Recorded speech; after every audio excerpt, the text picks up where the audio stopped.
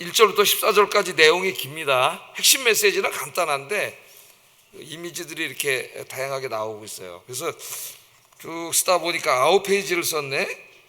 9페이지를 강의하려면 최소한도 2시간 이상 해야 돼요. 요거를 어떻게 30분에서 40분 사이에 쫙 그냥 한번 해보려고 합니다. 안 되면 다음 주에 하고, 예? 이제 쪽에서도 한번 새벽 기도 때는 할 때는 3번에 걸쳐서 했는데 자세히 한다는 장점이 있지만은 전체 모습을 좀 잃어버리는. 근데 새벽 기도는 또 매일 하기 때문에 매일 해도 상관이 없어요. 어느 정도는. 근데 이제 일주일에 한 번씩 하면 이걸 3번에 쪼개면은 전체 그림을 다 잊어버려요. 효과적이지가 않아요. 올 때. 그래서 빠르게 한번 보겠습니다. 자, 오늘 이 지금 10장하고 11장은 어디 사이에 나오는 막간이라 그랬어요?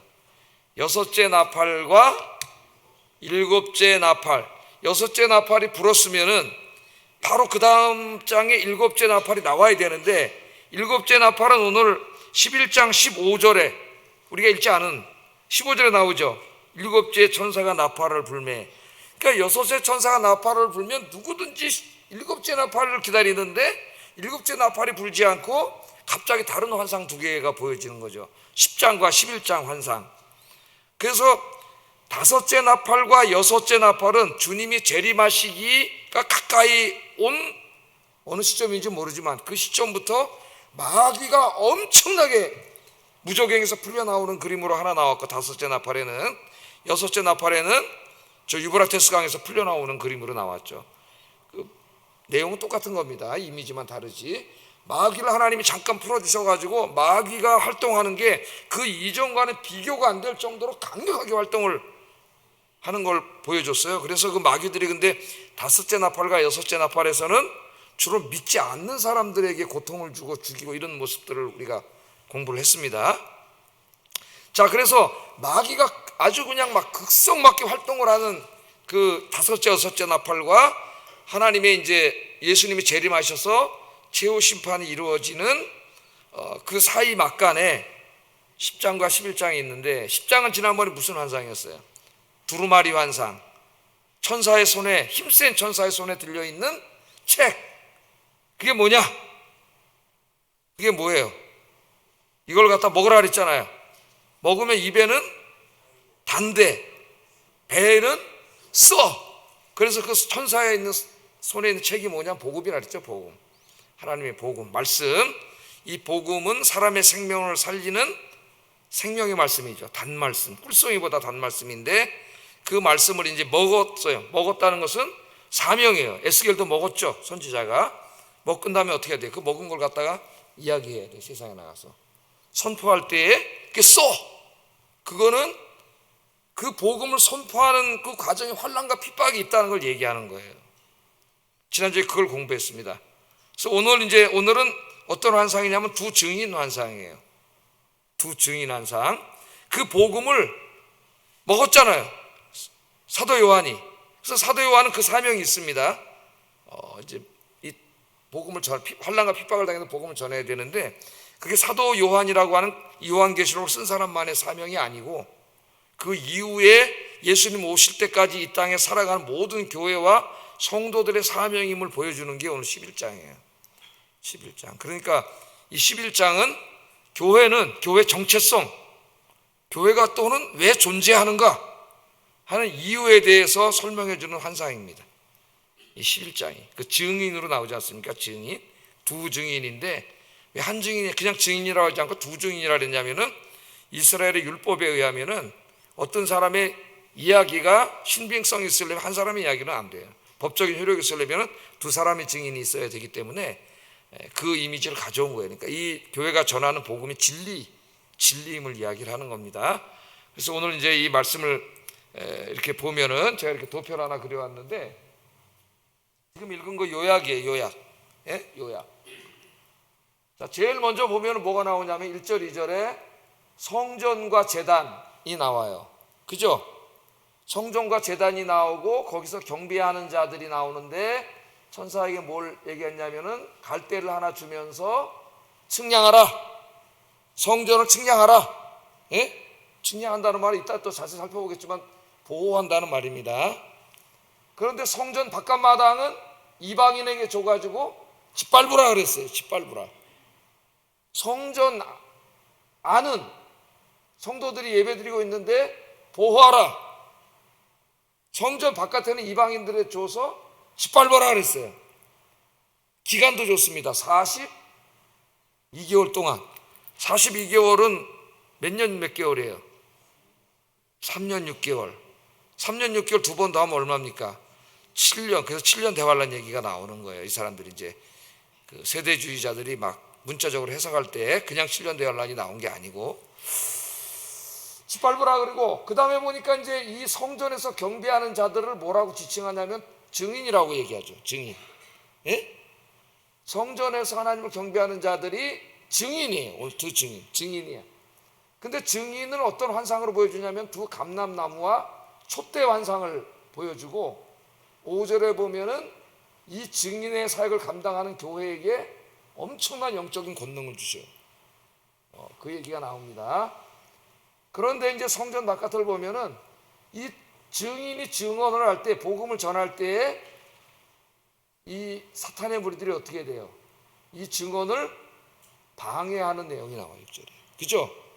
교회가 전도할 때 사탄이 가만히 놀고 있지 않는다고요. 우리가 막 열심히 전도하려고 그러고 막 이제 복음서 또 봄에 전도하려고 준비하잖아요. 그럼 마귀가 역사예요. 마귀가 가만히 있지 않습니다. 그걸 알고 있어야 돼요. 우리가 방해를 해. 방해. 자, 방해를 하는데 이 성전 안에 있는 성도들, 즉 증인들이 증언을 마칠 때쯤 보니까 무저갱에서 올라오는 짐승이 이 두 증인 교회죠. 전쟁을 해가지고 그들을 죽인다 그랬죠. 7절. 왜? 보호한다 그랬는데 죽여. 여기 보니까 이게 어떻게 된 거지? 생각해봐. 다 죽여. 예? 자, 그런데 이 증인들이 죽은 3일 반 후에 하나님의 생기가 그들에게 들어가서 다시 부활시켜요. 부활시키고 이 부활한 사람들이 구름을 타고 하늘로 올라가요.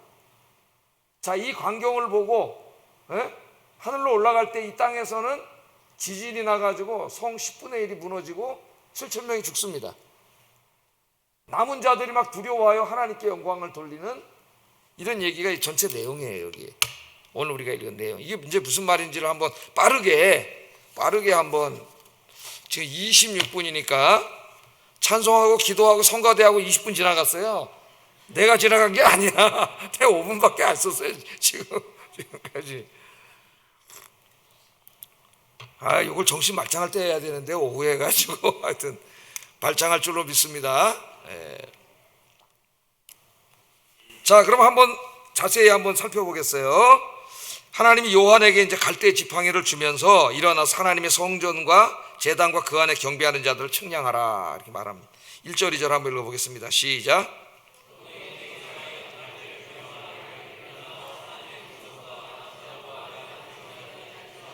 성전 바깥마당은 측량하지 말고 그냥 두라. 이것은 이방인에게 주었은즉 그들이 거룩한 성을 42달 동안 짓밟으리라. 그렇게 말씀을 하셨어요.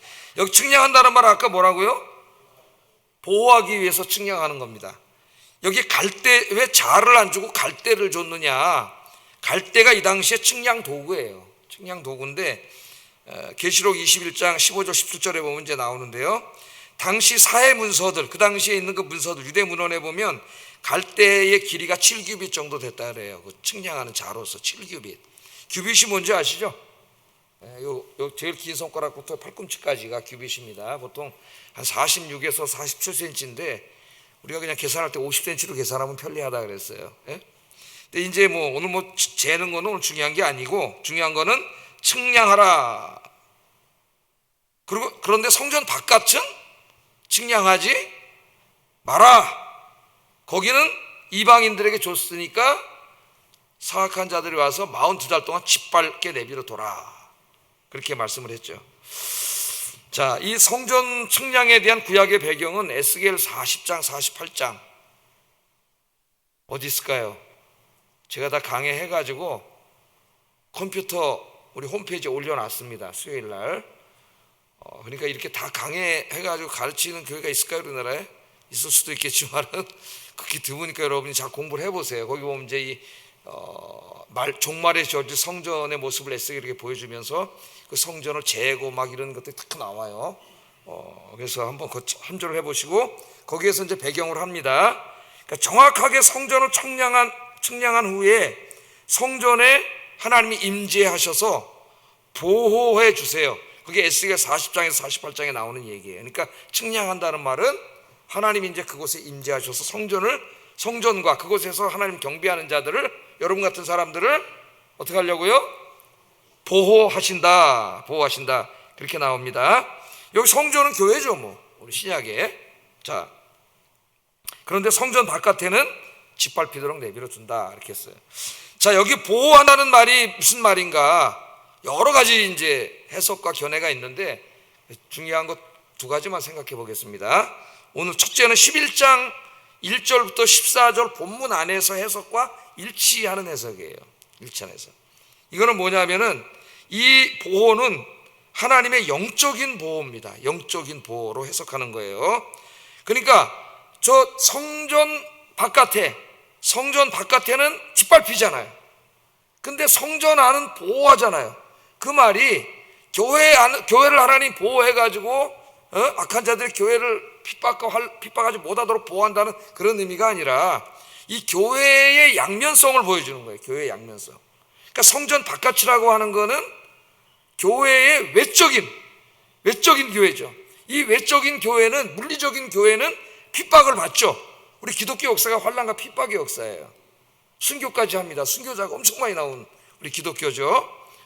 순교자 피가 뿌려진 곳에서 항상 기독교의 부흥이 있어 왔어요. 우리나라도 마찬가지고. 그러니까 외적인 모습, 물리적인 모습으로서의 교회는 박해를 받지만 그 박해를 받는 가운데에 그 안에 있는 성도들의 신앙과 믿음은 하나님이 지켜주신다는 거예요. 아무리 환난과 핍박이 와도 성도들이 믿음을 잃지 않고 저 성전 안에서 하나님을 경외하는 경건한 성도들은 하나님이 지켜주셔요. 목에 칼을 갖다 대도 예수님을 부인하지 않고 순교를 함으로써 믿음을 지켜요. 그것이 하나님의 보호의 궁극적인 보호입니다. 영적인 보호예요. 영적인 보호. 순교는 내 힘으로는 할 수가 없어요.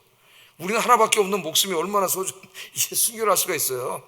하나님이 그때 찾아오셔서 순교하게 안 하면 못하는 거예요. 우리는 하나님이 순교하면서까지 믿음을 지키도록 보호하시죠. 오늘 내용이 다 그런 내용이 나옵니다. 여기 14장까지. 아까 죽이잖아요, 교회를. 예? 그래서 첫째로 이것은 교회의 양면성의 문제로 외적인 교회는 핍박을 당하지만은 그 성도들을 지켜주심으로 환난과 핍박 가운데 순교당하는 가운데도 성도들이 믿음을 잃지 않는다. 그래서 여러분 대표적으로 이제 디모데후서 4장을 읽어보시면 사도 바울이 이제 순교를 몇 달 앞두고 있습니다. 자기가 알아요, 죽는지를. 이제 참수를 당하는 걸로 이렇게 나와 있습니다. 참수를 당해서 죽는데 그 가운데 하나님께 감사하는 건 뭐예요? 내가 지금 이렇게 이제 순교하게 돼 있지만 한 인간으로서는 감당하기 어려운 이제 두려움이죠, 이게. 그러나 천국에 이를 때까지 하나님이 나를 지켜주심을 믿어요, 바울. 그 감사를 해요. 그 지켜주심이 뭐예요? 살려주는 게 아니라 순교하면서까지 믿음을 지키도록 지켜주시는 거죠. 천국에 가기까지. 네? 그 영적인 보호를 의미한다고 해석하는 사람들이 많이 있습니다. 이렇게 해석을 하면은 14장 전체와 맞아요. 14장 전체. 환난과 핍박, 순교하면서까지 믿음을 지키고 교회가 복음을 전할 때 이 세상을 구원할 수 있다는 14장의 전체 메시지와 같습니다. 맞아요. 자, 또 두 번째 의미도 있어요. 두 번째 의미는 뭐냐면은 지금 바로 앞에 다섯째 나팔과 여섯째 나팔이 있잖아요. 다섯째 나팔부터 무저갱에서 귀신들이 나와가지고 어떻게 합니까? 사람들에게 5달 동안 고통을 주는데, 죽이지는 않고 고통을 주는데, 그게 이제 뭐 여러 가지 해석을 한다 그랬죠. 뭐 알코올 중독, 마약이라든가 뭐 도박 중독이라든가. 그래서 사람들이 고통을 주는데, 최근에는 그것을 이 정신적인 부분에서 우울증이라든가 불안증이라든가 막 이제 이런 거죠. 정신적인 고통을 통해서 고난을 주는 걸로, 요새 제가 그 기독교와 그 정신 질환, 정신병 이런 책들을 읽고 있는데 많은 생각을 하고 있어요, 지금 제가 읽으면서. 그런 이제 막 귀신들이 활동을 하는데 그들이 누구를 해하지 못해요. 인 맞은 자들, 성령이 인친 자들, 구원받은 사람들은 해하지 못해. 공격하지 못하잖아요. 그런 의미에서 보호일 수도 있습니다. 그러니까 사탄이 직접 예수 믿는 사람들의 정신과 영혼 속에 찾아와가지고 그들에게 고통을 줄 수는 없는 거죠. 성령이 지키시기 때문에. 그러니까 사탄이 고통을 줄 때는 육체적인 고통을 주죠. 어떻게? 대리인들을 통해서. 지금은 로마 제국이죠. 뭐 공산주의자들 막 이런 사람 통해서 핍박을 하죠. 그때 하나님은 그 믿음을 잃지 않도록 지켜주시는 거고, 두 번째 의미는 사탄들이 막 안 믿는 사람들을 막 고통을 줄 때에 믿는 사람들, 하나님 경외하는 사람들 어떻게? 사탄이 직접 공격하지 못하죠. 왜? 하나님이 지켜주시니까. 그러면은 이 전체 문맥과 맞아요. 그래서 이 두 가지로 생각을 해야 됩니다. 하나님의 보호하심을. 사탄이 직접 우리들 한 사람 한 사람을 찾아와서 정신적인 고통을 주고 뭐 이런저런 고통을 주도록 하지 못하도록 지켜주시고, 사탄이 대리인들을 통해서 교회를 핍박할 때는 교회가 핍박을 받겠지만은, 성도들이 핍박을 받겠지만은 믿음을 잃지 않도록, 심지어는 그 목숨을 잃는 순간까지, 순교하면서까지 믿음을 지키도록 하나님이 지켜주신다. 그 그림이 지금 1절 2절의 그림이에요. 이해가 되셨죠? 이 두 가지 의미가 다 있습니다. 빨리빨리 제가 엄청 많이 나갔어요. 그럼 벌써 제가 다 해가지고 지금 벌써 3페이지 4페이지 3페이지 지금 넘어가고 있잖아요. 그런데 몇 달 동안 짓밟는다 그랬어요. 이 사탄이 고통을 주는 게 42개월 3년 6개월입니다. 2절에 보면 그들이 거룩한 성을 42달 동안 짓밟는다 그렇게 얘기하고 있습니다. 42달. 또 좀 있으면 이제 교회가 복음을 선포하는 기간이 1260일로 나와요. 좀 이따 또 나올 겁니다. 1260일. 42달은 30일씩 계산하면 며칠 될까요? 핸드폰으로 빨리 계산해 보세요. 1260일에 같은 기간이에요. 42달, 1260일, 3년 6개월. 또 좀 읽다 보면 요한계시록에 한때, 두때, 반때 이런 게 나와요. 한때, 두때, 반때, 3년 6개월이잖아요. 한때, 두때, 반때. 이제 한때, 두때, 반때라는 말은 원래 이제 다니엘 7장 25절에서 나오는 이야기입니다. 이거 먼저 한번 읽어볼까요? 다니엘. 사실은 다니엘 에스겔을 다 같이 공부해야 되는데 한번 읽어보겠습니다. 다니엘 7장 25절 시작.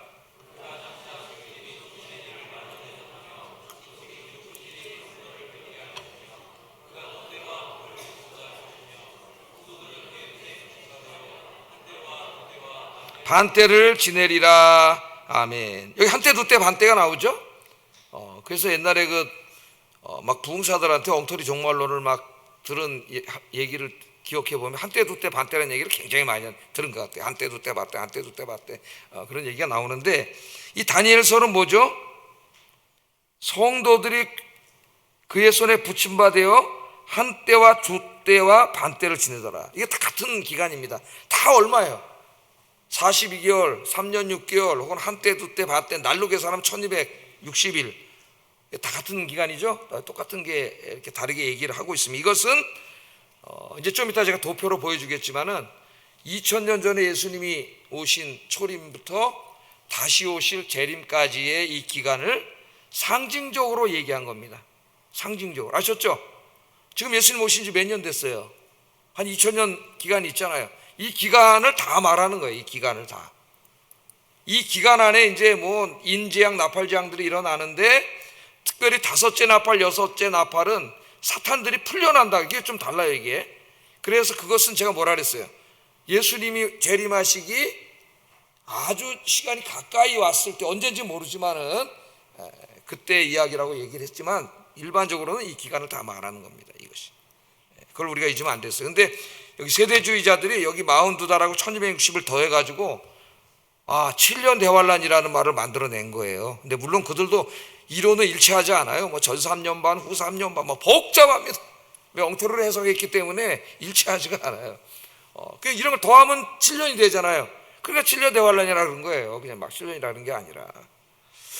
7년 대환란은 있어요, 없어요? 없다 그랬습니다. 문자적으로. 그런 말이 나오면 이미 종말론이 잘못된 종말론이에요. 여러분 들으시면 안 돼요.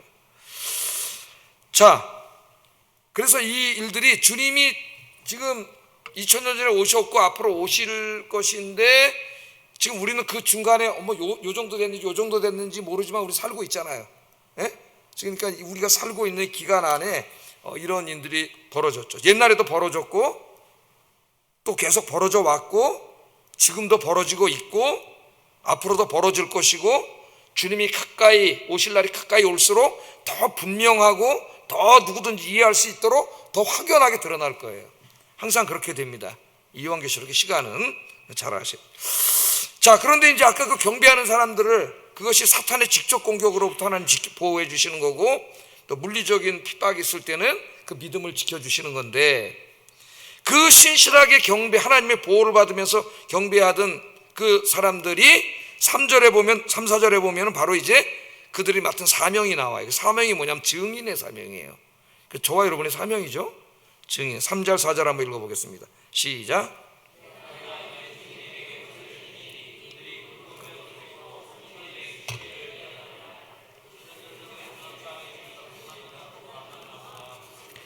예. 자, 여기 보면은 두 증인. 야, 왜 갑자기 교회 성전 안에서 경배하는 자들을 하나님이 측량하라, 보호하라 하신 말씀 다음에 증인이 나오냐 하면은 그 바로 성전 안에 경배하는 자들의 사명이 증인의 사명이에요. 증인. 같은 거죠? 예? 같은 사람들이에요. 두 사람이라는 건 두 명이 돼서 증인이 아니라 아까 두 사람 이상의 증언이면은 율법에서 참된 증언으로 인정을 하기 때문에 이 교회 메시지가 진리라고 하는 것을 강조하는 겁니다. 그거는 많은 사람이 경배하고 있는데 두 사람만 증인이라는 얘기가 아니에요. 자, 이 증인에게 권세를 줘서 1260일, 아까 똑같죠. 기간이 42개월 짓밟히는 거하고 그 기간 동안 이제 예언을 하게 하는데 갑자기 이 두 증인을 얘기하더니 두 증인은 감람나무, 두 감람나무와 촛대라 그래. 또 이게 또 뭐야, 어려워지네 갑자기. 에? 두 증인이니까 복음 열심히 전해라 그러면 그냥 끝나면 되는데 또 두 증인은 감람나무와 촛대라. 여기서부터 또 어려워지잖아요. 이단들이 놀기 좋잖아요. 막 지못대로 해석하면 되니까. 자, 여기 두 감람나무와 촛대라 그랬는데 이 두 감람나무와 촛대는 스가랴 4장을 배경으로 하고 있습니다. 스가랴 4장 이 말씀 그대로 나와요. 똑같은 말씀이. 네. 자, 여기 이제 우리가 해석을 하면은 여기 촛대는 뭐예요? 교회죠. 요한계시록의 촛대는 계속 교회였어요. 근데 두 감람나무와 촛대? 이건 뭔 말이지? 이걸 이해하려면은 스가랴 4장을 알아야 돼요. 구약에서 가져온 이미지이기 때문에. 스가랴 4장을 배경으로 하고 있습니다. 스가랴 4장을 여러분이 보시면은 그 금촛대가 있는데 성전 안에 금촛대가 있는데 이게 이제 금촛대라 그러면은 요게 이제 감람나무라고 생각을 해보세요. 금촛대가 이렇게 촛불을 피우는데 촛불을 피우려면 뭐가 있어야 돼요? 기름이 있어야 되잖아요. 기름 떨어지면 꺼져버리죠. 그러니까 이제 두 감람나무에서 촛대 등잔 밑에 기름을 계속 공급해 주는 그림이에요. 기름을. 스가랴에게 이 환상을 보여줬는데 오늘 지금 요한에게도 이 환상을 보여줬습니다. 교회 증인의 사역. 교회가 이제 어떤 교회냐 하는 걸 보여주는 거예요. 그런데 이제 스가랴서를 읽어보면은 여기에 두 감람나무는 그 당시에 이 이스라엘을 지도하던 두 지도자예요. 하나는 정치적인 지도자인 총독 스룹바벨이고 한 사람은 제사장인 예수아입니다. 예수아. 그렇게 설명을 하고 있어요.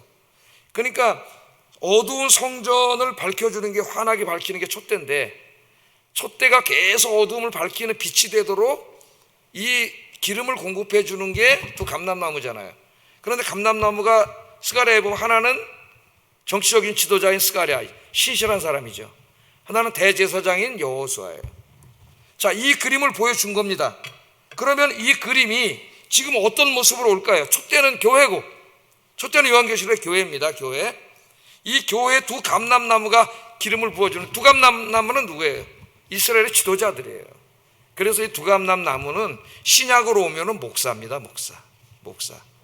하나님께서 교회를 이끌어 가실 때에 이 두 목사에게 성령으로 기름 부으셔서, 그러니까 목사죠, 목사가 이 은사를 교회에, 성령의 은사를 나누어 주므로 교회의 빛이, 이 어두운 세상을 비추는 빛이 돼 가지고 세상을 구원하는 거예요.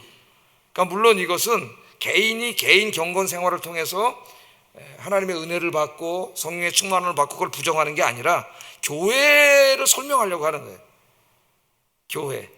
그래서 요한계시록 1장에서도 하나님이 한 손에는 촛대를 잡고 한 손에는 7별을 잡고 그 교회 지도자 목사들이잖아요. 목사를 통해서 교회를 이끌어 가시는 거죠. 그러니까 하나님이 직접 성도들에게 교회에 왔는데 직접 공급해 주는 게 아니라 목사를 통해서 영적인 자원을 공급해 주시는 그림입니다.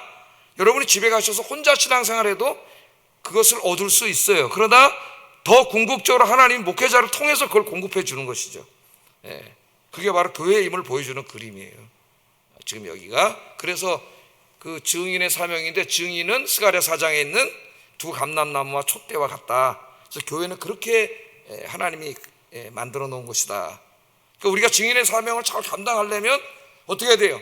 일단 목회자가 계속 기름을 공급해 주는 목회자가 돼야 되지. 목회자가 엉망진창이면 안 되는 거겠죠. 기도하면서 진리의 말씀과 성령의 기름을 늘 공급해 주고 성도들이 그걸 공급받아서 계속 빛을 발해가지고, 성전은 구약시대 보면 우주의 소형 우주입니다. 이 온 어두운 세상을 교회가 환하게 비추는, 여러분들이 세상에는 환하게 비춰가지고 세상에 나가서 어떻게 해야 돼? 세상을 구원하는 그림이에요. 할렐루야. 바로 그 그림인데, 교회가 이제 이 증인의 사역을 할 때 굵은 베옷을 입었다. 굵은 베옷은 언제 입는 거예요? 회개할 때 입는 거잖아요. 구약 성경에 보면 잘 나오죠. 회개할 때 입는. 그래서 굵은 베옷을 입었다는 것은 교회가 전하는 복음이 회개의 복음임을 말해줍니다. 이 세상 사람들이 회개하고 하나님께 돌아와야 구원을 받잖아요. 회개의 복음임을 우리에게 이야기하고 있어요. 얼마 동안 예언한다 그랬어요? 1260일. 아까 다 똑같은 기간이라 했죠. 저 그림은 이제 마지막으로 총정리입니다. 여기 보면은 1260일은 42달이고 42달로 나온 성경 구절이 11장 2절, 11장 5절, 13장 5절, 1260일로 나온 구절이 11장 3절, 12장 6절, 한때 두때 반때로 나온 구절이 12장 14절. 자, 요한계시록에 다 똑같은 기간이에요. 헷갈리면 안 됩니다. 다 똑같은 거예요. 똑같은 기간을 다르게 표현한 것뿐이다. 그래서 이제 마지막으로 헷갈리지 말라고 제가 도표를 짜잔 그려왔잖아요. 짜잔 그려왔죠. 예수님의 초림부터 재림 할 때까지의 기간을 성경에서는 상징적인 숫자로 42달, 1260일, 한때, 두때, 반때라고 이야기한다. 얘네들 더해가지고 진짜 예수님 재림하시기 직전에 7년을 말하는 게 아니라 그랬습니다. 그럼 맞지도 않아요. 지금 이게 몇 번 나오는데 너무 엉망진창 억지 해석이라는 걸 알 수가 있겠죠. 이걸 아시겠죠? 아십니까? 모르십니까? 이해가 가십니까? 그러나 이제 다섯째 나팔, 여섯째 나팔이 불 때는 마귀가 무적행에서 풀려 나온다는 차이가 있어요. 지금하고. 그래서 마귀 활동이 더 심해질 때는 재림하시기 5개월이라 그랬는데, 이 5개월이 문자의 5개월이 아니라 가까이 왔다 그랬어요? 안 왔다 그랬어요? 제가 모른다 그랬지. 내가 또 왔다 그러지 마세요. 모른다 그랬지만은 요즘 막 진짜 정신병으로 너무 힘들고 1020 우리나라 정신병원 병동이 지금 1020으로 넘친다 그래요.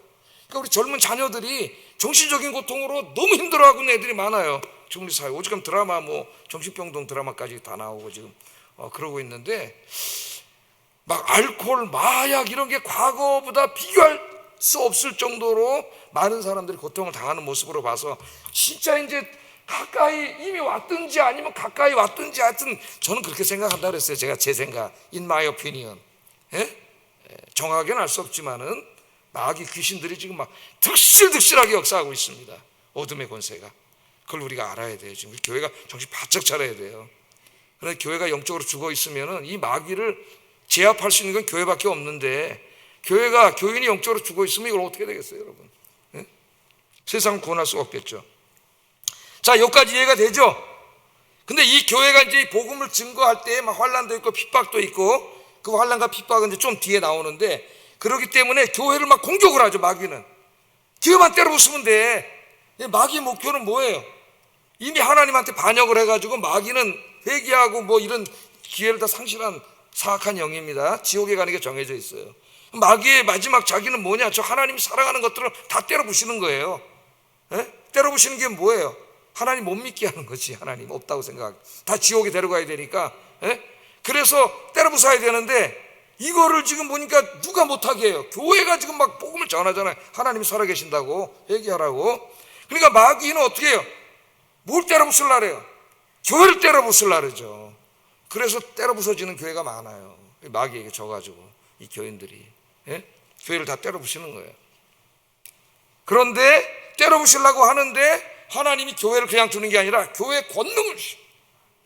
그래서 마귀의 권세를 능히 이기게 하신다. 음부의 권세가 교회를 해할 수 없다 그랬어요. 그러나 교인들 스스로가 타락하면 스스로 무너질 수는 있습니다. 음부의 권세가 교인들이 기도하고 막 영적으로 살아있는데 마귀의 권세가 와서 절대 이길 수 없어요. 교인들이 이겨요. 그런데 교인들 스스로가 무너지면 그냥 무너지는 거예요. 그런 교회는. 그런 교회들은 많이 보죠. 우리 5절 6절 한번 읽어보겠습니다. 시작.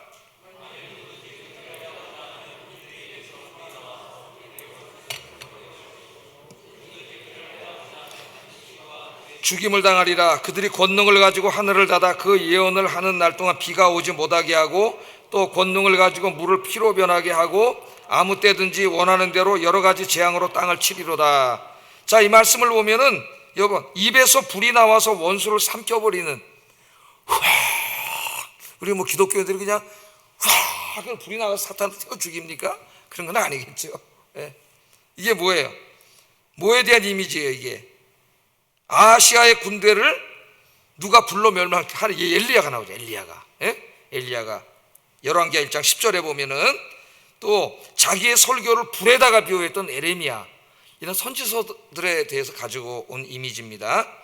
여기 보면은 하늘을 닫아 비가 오지 못하게 하고 물을 변하여 피가 되게 하고 원하는 대로 여러 가지 재앙으로 땅을 치는 권세. 예? 엘리야와 모세를 생각나게 하잖아요. 엘리야와 모세가 행했던 기적들이에요. 그래서 이건 이제 간단하게 정리하면은 교회에게 능력을 주어서 엘리야와 모세가 그 사악한 지도자 아합과 바알 선지자들과 또 바로를 물리치고 승리한 것처럼 마지막 시대에 교회를 대적하는 자들을 있는데 하나님께서 교회와 성도들에게 권능을 주셔서 그들을 제압할 수 있게 하신다는 거예요. 할렐루야. 우리 예수님 뭐라 말씀하셨어요? 믿는 자들에게는 권세를 주셨어요. 어떤 권세? 귀신을 쫓아내는 권세를 주셨어요. 사탄을 이겨내는 권세를 주셨어요. 여러분, 여러분이 기도하고 깨어서 경성하면은 마귀는 여러분을 와서 어떻게 할 수가 없어요. 예수님의 이름으로 올라가라 그러면 다 쫓겨나가는 줄로 믿습니다. 권세를 주셨습니다. 하나님이 복음 전하는 권세를 주셨어요. 우리의 겉은 핍박할 수 있을지 몰라도 우리의 믿음은 어떻게 할 수가 없어요. 자, 그 다음에 이제 보면은 교회를 핍박을 하는데 어떻게 이제 핍박하는가 하는 모습이 나옵니다. 핍박받는 교회 모습이 나와요. 7절 9절 한번 읽어보겠습니다. 시작.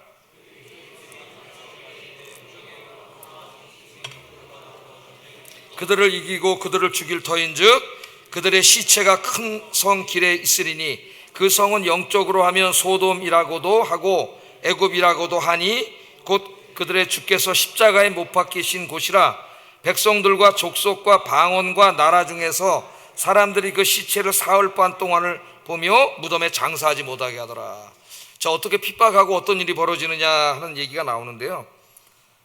증언을 마칠 때, 그러니까 교회가 이제 증언을 하잖아요. 증언을 하는데 그 증언을 마칠 때라 그랬으니까 아마 주님이 재림하시기, 초림부터 재림까지 기간이 있다고 한다면 주님이 재림하시기 거의 직전이 아닐까 하는 생각이 들어요. 그 복음 증거를 교회가 이제 다 맞춰갈 때에 무적행으로부터 짐승이 올라오잖아요. 그러니까 이 그림 언제 나오는 거예요? 다섯째 나팔 불 때 나오는 거잖아요. 5개월 동안 고통을 줄 때 무적행으로부터 짐승이 나와서 교회와 전쟁을 해요. 그런데 아까 교회를 지켜주신다 그랬는데 여기 보면은 그들이 이겨. 무적행에서 나오는 마귀가 이긴다 그랬어요. 그리고 성도들을 죽인다 그랬어요. 예? 자, 그래서 그 시체가 땅에 널브러져 있어요. 기독교인들 막 죽여가지고 널브러져 있어요. 그런데 매장도 못하게 막 한다 그랬습니다.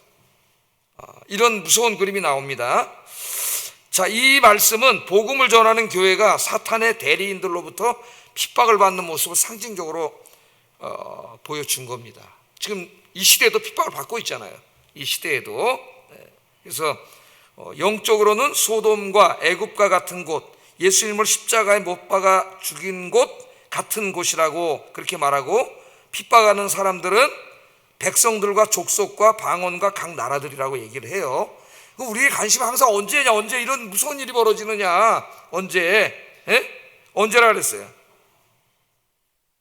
핍박과 환란은 항상 있었습니다만은 이렇게 끔찍하고 노골적인 핍박이 일어나는 걸로 봐서 지금 다섯째 나팔이나 여섯째 나팔이 불어가지고 마귀가 극성스럽게 활동을 하는데, 그 활동도 굉장히 시간이 지나가지고 주님이 재림하시기에 임박한 시간이 아닌가 하는 생각이 들어요. 그때는 진짜 환란과 핍박이 옛날에도 있었고 지금도 있었고 우리나라에도 100년 전에도 엄청나게 많이 순교를 했죠. 그러나 마지막 때는 더 그런 일이 있을 것이다. 그런 것을 우리에게 보여주고 있습니다. 자, 그럼 중요한 거는 이 핍박과 환란이 어디서 있느냐, 어디서? 그러면 전 세계에 있는 모든 교회가 예수님이 재림하시기 직전에 다 이렇게 핍박을 받고 엄청나게 많은 사람들이 순교를 하나? 그런 것 같아요, 안 그런 것 같아요? 그런 것 같잖아요. 꼭 지금 교회가 이렇게 되잖아요. 근데 여기 말씀에 보면은 어디서 이런 일이 벌어진다고 하는 게 나와 있죠. 어디서 벌어진다고 아까 나왔어요. 말씀에 보면 소돔과 애굽과 같은 곳, 예수님을 십자가에 못 박아 죽인 곳 같은 곳. 소돔과 고모라 아시잖아요. 그 다음에 애굽 아시잖아요. 예수는 십자가에 못 박아 죽인 곳 아시잖아요. 그러니까 이 곳은 뭡니까? 사탄들이, 귀신들이 엄청나게 활동을 하면서 그 지역을 장악하고 있는 그곳이에요. 그러니까 이 말씀은 오해하면 안 되는 게, 우리나라는 지금 자유민주주의 안에서 이렇게 평안한 가운데 신앙생활을 하고 있습니다. 근데 이 말씀을 읽다가 주님이 재림하시기 가까운 어느 날 어느 시기가 되면 지금 교회들이 지금 환난과 핍박을 당하잖아요. 여기 이제 죽는다 그랬는데, 그들이 이긴다는 말은 그들이 우리를 이긴다는 말이 아니라 그들이 볼 때 이겼다 그러는 거, 우리 죽였으니까. 그런데 성도들은 사실은 어떻게 된 거예요? 죽으면서까지 믿음을 지켰기 때문에 사실은 승리한 거예요.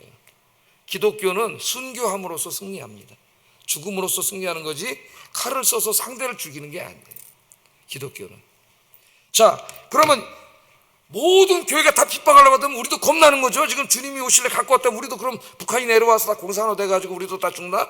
뭐 이런 생각을 할 수도 있고, 그렇게 생각을 할 수도 있는데, 여기 보면 세 곳을 얘기했잖아요. 소돔과 고모라 같은 곳, 애국과 같은 곳, 예수님이 십자가에서 죽은 곳과 같은 곳. 그러니까 우리나라도 100여 년 전에는 그런 곳이었어요. 예수님 사는 수없이 많이 죽었잖아요. 수많이 목 잘라 다 죽었어요, 우리나라도. 북한은 지금도 예수님 있다 걸리면 잡혀가 죽습니다.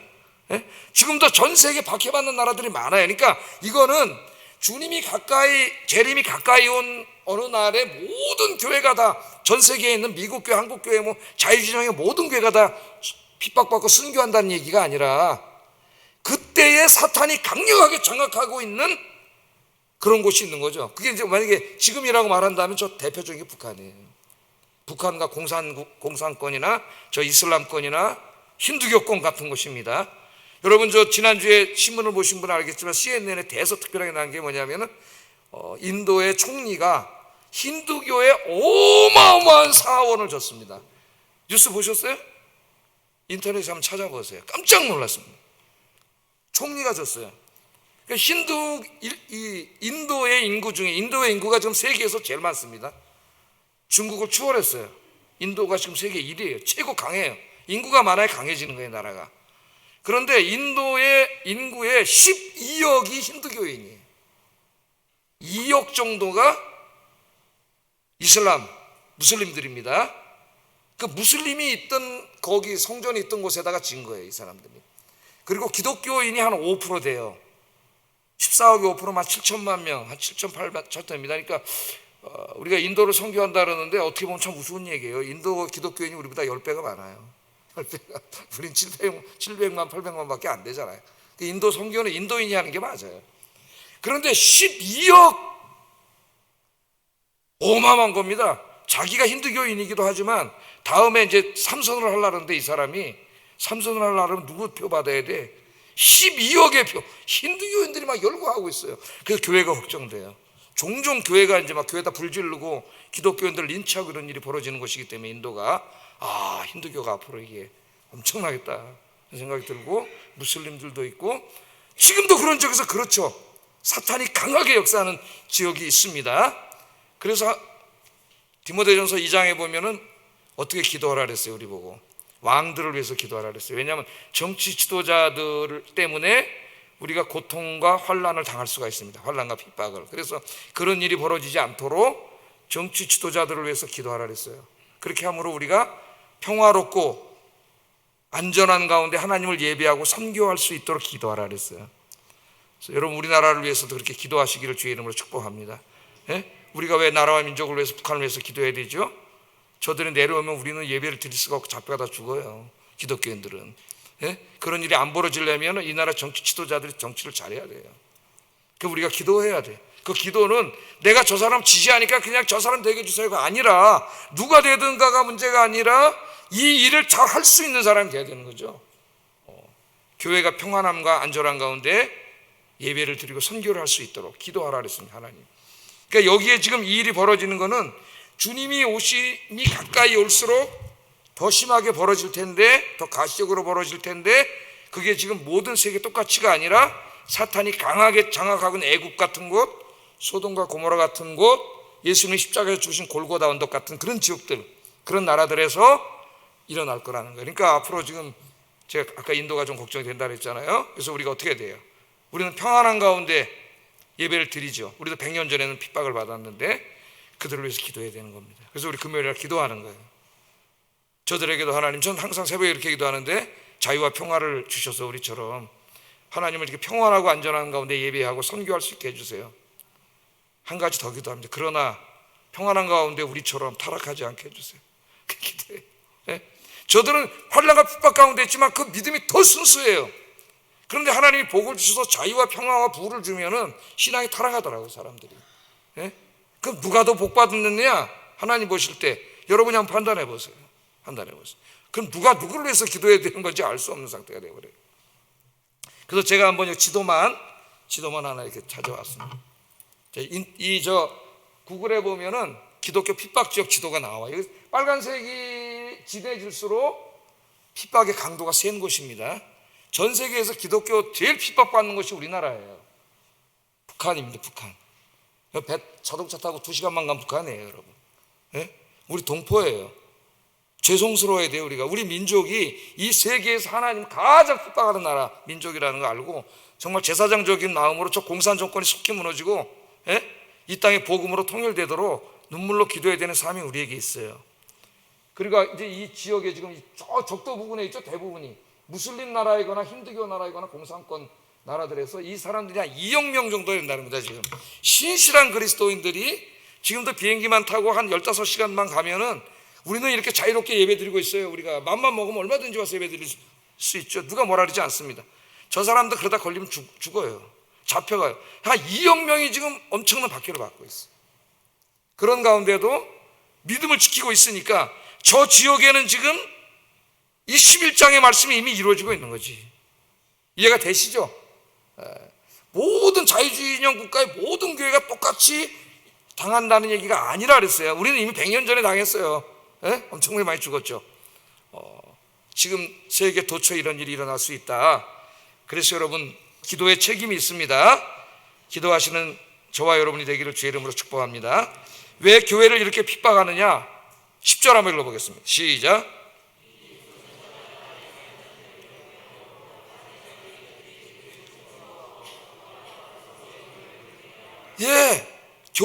교회 성도들을 보고 자기들 괴롭게 하는 놈들이라는 거예요. 우리가 누가 한 말일까요? 여러분이 구약시대에 보면은 아하방이 엘리야를 보고 그랬죠. 엘리야를 보고 너는 나를 괴롭게 하는 놈이다 그랬어요.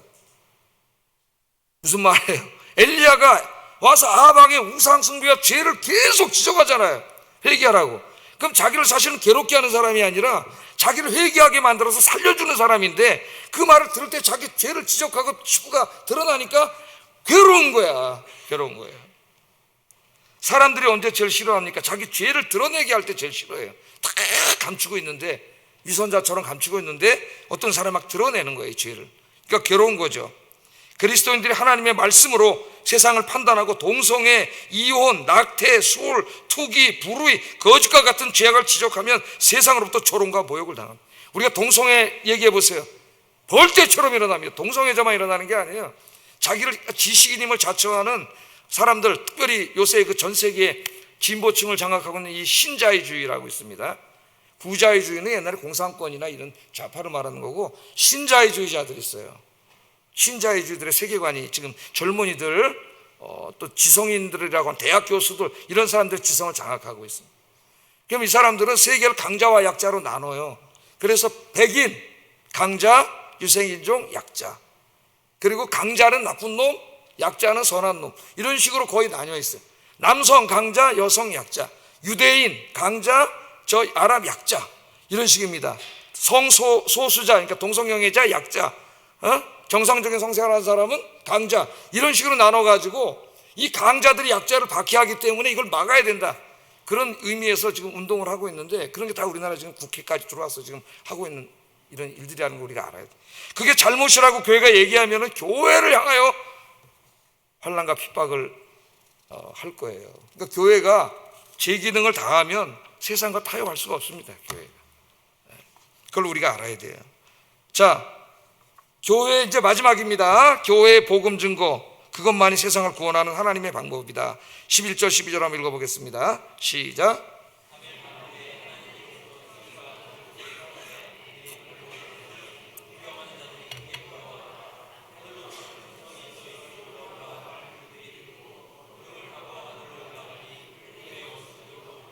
예, 환난과 핍박이 있어서 이제 뭐 앞으로 막 어디 막 진짜 기독교인을 죽여가지고 매장도 안 하고 막 널브러지 그런 일들이 벌어질지 몰라요. 하여튼 주님의 재림하시는 날이 돼가지고 다 죽여놨는데, 자기네가 이긴 줄 알았는데 갑자기 생기가, 하늘에서 생기가 불어오더니 죽은 자들 속으로 다 들어가는 거예요. 지금 죽어서 무덤에 이미 묻혀있는 사람도 있고, 주님이 재림하시는 날은 그냥 길거리에 있는 사람도 있겠죠. 실제로 그림처럼 생기가 들어가더니 이 사람들이 다 살아나는 거예요. 다 부활해가지고 하늘로 승천하는 거예요. 할렐루야. 주 안에서 죽은 자들이 다 부활할 날이 있습니다. 죽어서 끝나는 게 아니에요. 다 부활해서 하늘로 올라가는 걸 보고 그들을 핍박하던 자들이 깜짝 놀라, 정말 하나님이 살아계시는구나. 그리고 하나님께 영광을 돌리게 된다는 거예요. 마지막 때에 그런 모습을 여기 우리에게 보여주고 있어요. 근데 그때 이제 중요한 얘기는 13절이에요. 13절 한번 읽어보면 이제 마칩니다. 한번 읽어보겠습니다. 시작.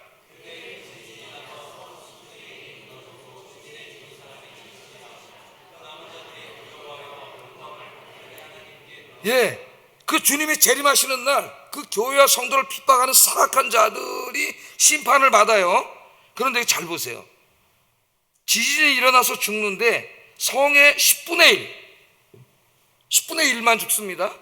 그리고 7천이라 그래서 극히 숫자가 작아요. 물론 상징적인 숫자지만은 10분의 1은 상당히 의미가 있습니다. 그럼 10분의 9는 안 죽었다는 얘기예요. 10분의 9는 구원을 받았다는 얘기예요. 이게 뭘 말하는 걸까요, 여러분? 이게 지금 이 뭔 그림이에요? 10분의 1만 심판받고 10분의 9는 다 구원받는다, 그런 그림입니까? 어떤 사람은 이제 하나님의 은혜가 커서 지옥에 가는 사람보다 구원받는 사람이 더 많음을 보여준다, 그렇게 해석할 수도 있겠습니다만, 물론 저는 좀 다른 생각을 가지고 있어요. 교회가, 물론 그 의미도 있을 수도 있겠지만은, 교회가 순교하면서까지 목숨을 걸고 이렇게 증인의 사명을 열심히 감당할 때에만 많은 사람을 구원할 수 있다는 거예요. 이렇게 멸망당한 사람 10분의 1이잖아. 10분의 1은 구원받았다는 거 아니에요. 그래서 이 세상을 구원하는 길이 뭐냐, 그 사명을 지금 하나님 보여주시는데, 우리 교회가 그냥 자기들끼리 모여서 밥 먹고 그냥 재밌게 놀다가 맨날 가고 이런 교회는 죽은 교회, 그런 교회가 아니라 진짜 이제 증인의 사명을 감당하면서 환난과 핍박 속에서도, 어려움 속에서도 복음을 열심히 증거할 때 순교하기까지, 그렇게 우리가 열심히 하면 이 지역의 10분의 9가 구원받는다. 할렐루야. 그런 꿈을 꾸고 올해 하여튼 열심히 한번 전도해 봅시다. 할렐루야. 기도하겠습니다.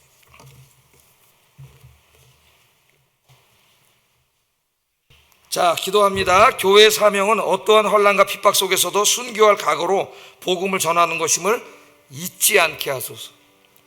교회의 희생적인 복음 전도만이 이 세상을 구원할 수 있음을 깨닫고 열심히 전도에 참여하게 하소서. 세 번째, 우리 교회가 복음은 사탄의 권세를 깨뜨리고 세상을 구원하는 하나님의 능력임을 깨닫고 성령과 복음의 능력으로 충만한 교회가 되어서 이 지역사의 모든 사람들을 구원하는 구원의 방주가 되게 하소서. 이제 여기에 소망을 가져야 됩니다. 기도하겠습니다.